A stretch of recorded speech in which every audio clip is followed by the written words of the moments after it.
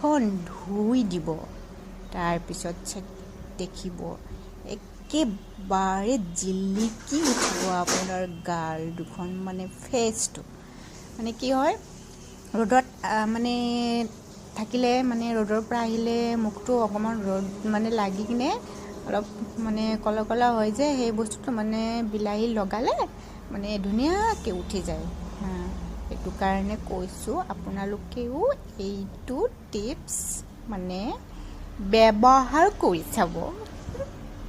দেখিব আপোনালোকৰ ফেচ এনেকৈ জিলিকি থাকিব চিমকি থাকিব মানে চমকি থাকিব তাৰপিছত চাই লওক এয়া মোৰ মুখখন ধুই দিলোঁ চাই লওক দেখিছে পূৰা জিলিকি আছেনে মোৰ মুখখন হয়নে মিছা কৈছোঁ নেকি একদম ফাইনেল ৰিজাল্ট চাই লওক মুখখন মুচিলোঁ এতিয়া মই ধুনীয়া হৈছেনে আপোনালোকেও ট্ৰাই কৰিব